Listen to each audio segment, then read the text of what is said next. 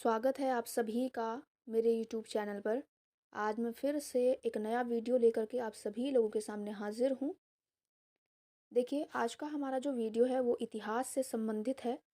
आज के इस वीडियो में मैं कोई टॉपिक तो नहीं लेकर के आई हूँ, लेकिन आज के इस वीडियो में मैं आप सभी लोगों के लिए इतिहास से संबंधित कुछ महत्वपूर्ण प्रश्नों की श्रृंखला लेकर के आई हूँ। ये प्रश्न काफ़ी इम्पोर्टेंट हैं और आप सभी लोगों के लिए, चूँकि आप स्टूडेंट हैं, तो आप सभी लोगों के लिए इन प्रश्नों को जानना अति आवश्यक है। मुझे आशा है कि ये प्रश्न जो हैं काफ़ी महत्वपूर्ण रहेंगे आप सभी लोगों के लिए और महत्वपूर्ण है भी, इसीलिए मैं ये सारे प्रश्न आप सभी लोगों के लिए लेकर के आई हूँ। तो चलिए शुरुआत करते हैं। पहला प्रश्न देखते हैं हमारा क्या है यहाँ पे। हमारा पहला प्रश्न है, सिंधु घाटी सभ्यता किस युग की सभ्यता थी? सिंधु घाटी सभ्यता से संबंधित ये प्रश्न आया है आपका यहाँ पर। किस युग की सभ्यता थी? तो इसका आंसर है कांस्य युग की। सिंधु घाटी सभ्यता किस युग की सभ्यता थी? कांस्य युग की सभ्यता थी। चलिए अगला प्रश्न देखेंगे यहाँ पे। कलिंग युद्ध किस वर्ष हुआ था? मोस्ट इम्पॉर्टेंट प्रश्न है ये। कलिंग युद्ध किस वर्ष हुआ था? देखिए, कलिंग युद्ध जो था ये मौर्य वंश के शासक अशोक और न,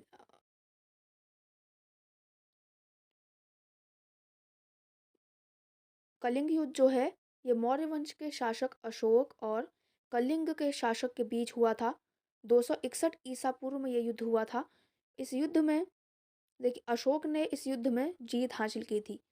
देखिए, सब यहाँ पे प्रश्न क्या पूछा गया है कि कलिंग युद्ध किस वर्ष हुआ था, यानी कि किस वर्ष में कलिंग युद्ध जो है हुआ था। 261 ईसा पूर्व में ये युद्ध हुआ था और किस किस के बीच हुआ था? अशोक और कलिंग के शासक के बीच, जिसमें अशोक ने जो है विजय हासिल की थी। तो ये मोस्ट इम्पॉर्टेंट प्रश्न था आपका मौर्य वंश से संबंधित। अगला प्रश्न हम देखते हैं। चरक संहिता चिकित्सा की किस शाखा से संबंधित है? चरक संहिता चिकित्सा की किस शाखा से संबंधित है? तो इसका उत्तर है आयुर्वेद से संबंधित है। किससे है? आयुर्वेद से। चलिए अगला प्रश्न देखेंगे। सिंधु सभ्यता का पत्तन नगर या बंदरगाह कौन सा था? देखिए, सिंधु घाटी सभ्यता की यहाँ पर बात हो रही है। महत्वपूर्ण प्रश्न है सिंधु घाटी से संबंधित। इस बंदरगाह का नाम कई बार जो है एग्जाम्स में पूछा जाता है। सिंधु सभ्यता का पत्तन नगर या बंदरगाह कौन सा था? इसका उत्तर है लोथल। वर्तमान में ये गुजरात राज्य में है। लोथल बंदरगाह सिंधु सभ्यता का जो है बंदरगाह था। अगला प्रश्न देखेंगे। पुराणों में सबसे प्राचीन और प्रमाणिक पुराण कौन सा है? पुराणों में सबसे प्राचीन यानी कि सबसे पुराना और प्रमाणिक पुराण कौन सा है?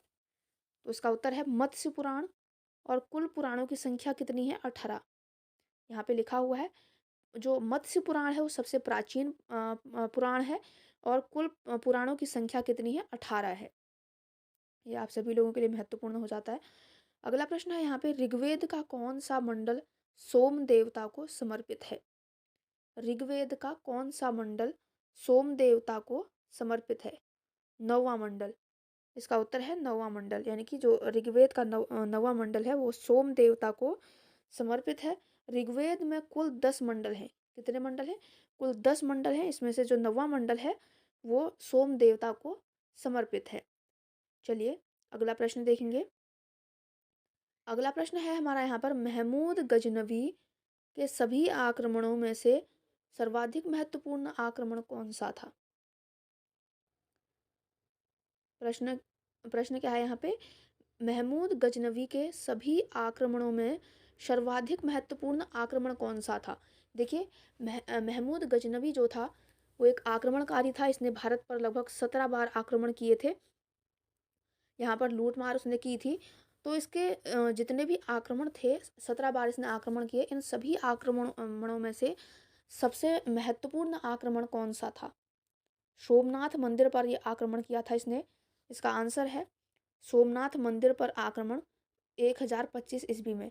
इसने 1025 ईस्वी में गुजरात के सोमनाथ मंदिर पर आक्रमण किया था। तो इस आक्रमण को सबसे महत्वपूर्ण आक्रमण माना जाता है। यहाँ पर मैंने लिखा भी है कुल आक्रमण 17 बार।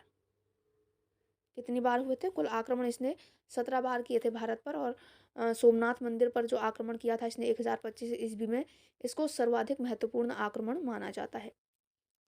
चलिए अगला प्रश्न देखेंगे हम यहाँ पर। चार मीनार का निर्माण निम्न में से किस व्यापक रूप से फैली बीमारी के उन्मूलन की याद में किया गया था? देखिए यहाँ पे मैंने विकल्प तो नहीं रखे हैं, लेकिन आप प्रश्न पर ध्यान दीजिए। चार मीनार का निर्माण किस व्यापक रूप से फैली बीमारी के उन्मूलन की याद में किया गया था? प्लेग। इसका आंसर है प्लेग। देखिए चार मीनार जो है वो ये हैदराबाद में है, और इसका निर्माण कराया था कुली कुतुब शाह ने। तो इसका निर्माण क्यों किया गया था? प्लेग की बीमारी उस समय जो है फैली थी। इस बीमारी के उन्मूलन की याद में इसका निर्माण जो है किया गया था कुली कुतुब शाह के द्वारा। चलिए आगे बढ़ेंगे। तुलसीदास किसके समकालीन थे? देखिए तुलसीदास की यहाँ पर बात हो रही है। रामचरितमानस आपको पता ही होगा, इनकी बहुत बड़ी कृति है। रामचरितमानस इन्होंने लिखा हुआ है। तो ये किसके समकालीन थे? यहाँ पर शासक की बात हो रही है, किसके समकालीन थे, यानी कि किस शासक के समकालीन थे? तो इसका उत्तर है अकबर के। अकबर जो था मुगल वंश का शासक था। इसी के शासनकाल में तुलसीदास जो है एक कवि के रूप में रहे थे। तुलसीदास ने लगभग 25 ग्रंथ लिखे, जिनमें रामचरितमानस तथा विनय पत्रिका सर्वोत्तम है। देखिए यहाँ पे कुछ विशेष भी आप देख सकते हैं। तुलसीदास ने लगभग कितने ग्रंथ लिखे? 25 ग्रंथ लगभग इन्होंने लिखे, जिसमें रामचरितमानस और विनय पत्रिका को सर्वोत्तम माना जाता है। रामचरितमानस इन्होंने किस भाषा में लिखी है? अवधी भाषा में। देखिए यहाँ पे इतने प्रश्न और बन जाते हैं। तुलसीदास ने लगभग 25 ग्रंथ लिखे, रामचरितमानस और विनय पत्रिका को सर्वोत्तम माना जाता है, और उसके अलावा रामचरितमानस जो है अवधी भाषा में लिखी गई है। चलिए अगला प्रश्न देखेंगे। कौन से गुरु को औरंगजेब ने फांसी दी थी? कौन से गुरु को औरंगजेब, मुगल वंश का शासक था, इसने कौन से गुरु को फांसी दी थी? इसका उत्तर है गुरु तेग बहादुर। गुरु तेग बहादुर को औरंगजेब ने फांसी दी थी क्योंकि इन्होंने इस्लाम धर्म स्वीकार नहीं किया। देखिए औरंगजेब आप जानते हैं कितना जो है निरंकुश शासक रहा, कितना बुरा उसका प्रभाव उसमें था यहाँ पे भारत में। बहुत ही बुरा ये शासक था, मुस्लिम शासक, मुगल वंश का शासक था ये, शाहजहाँ का पुत्र। तो इसने क्या किया, ये जो है यहाँ पे जो हिंदू धर्म के जो लोग थे उन या सिख ईसाई जो अन्य धर्म के लोग यहाँ पे रहते थे, उन सभी से जो है जबरन इसने मुस्लिम धर्म को अपनाने पर जोर दिया उनको। गुरु तेग बहादुर जो थे ये सिखों के नवे गुरु थे। इन पर भी इसने जोर डाला कि आप जो है मुस्लिम धर्म को अपना लें, लेकिन इन्होंने मुस्लिम धर्म नहीं अपनाया, जिसके कारण इसने क्या किया, इनको फांसी दे दी। आप देख सकते हैं कितना तानाशाही शासक ये था औरंगजेब। चलिए अगला प्रश्न देखते हैं। मिर्ज़ा गालिब महान शायर किस सम्राट के समय में थे? मिर्ज़ा गालिब ये एक शायर थे, महान शायर थे। ये किस सम्राट के यानी कि किस शासक के समकालीन थे? तो इसका उत्तर है मुगल सम्राट बहादुर शाह द्वितीय। बहादुर शाह द्वितीय जो है मुगल वंश का अंतिम शासक था। इसी शासक के समकालीन थे मिर्ज़ा गालिब महान शायर। चलिए अगला प्रश्न देखेंगे। भारत के प्रसिद्ध मयूर सिंहासन को कौन लूट कर ले गया था? भारत का प्रसिद्ध जो मयूर सिंहासन था उसको कौन लूट कर ले गया था? इसका जो आंसर है वो क्या है, वो है नादिर शाह। नादिर शाह जो है इस सिंहासन को लूट ले गया था। मयूर सिंहासन था ये, शाहजहां जहां ने इसको बनाया था। देखिए यहाँ पे विशेष में मैंने लिखा भी है, मयूर सिंहासन शाहजहां ने बनवाया था। नादिर शाह जो था वो ईरान का शासक था। ईरान का शासक था ये, इसको जो है भारत से लूट कर ले गया था। इसे ईरान का नेपोलियन भी कहा जाता है। किसको? नादिर शाह को।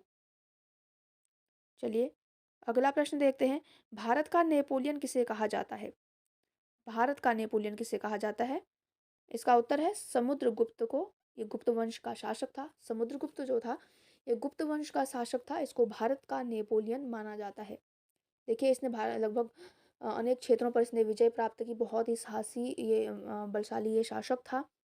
बहुत ही अच्छा शासक था। इसी कारणवश इसको नेपोलियन कहा जाता है, भारत का नेपोलियन कहा जाता है इसको। बहुत ही अच्छा शासक था ये गुप्त वंश का। इसने एक महान साम्राज्य की इसने स्थापना की थी। प्रत्येक क्षेत्र में ये विजय हासिल करता था। बहुत ही बलशाली ये शासक था। इसी कारणवश इसको भारत का नेपोलियन की संज्ञा दे दी गई थी। चलिए अगला प्रश्न देखेंगे।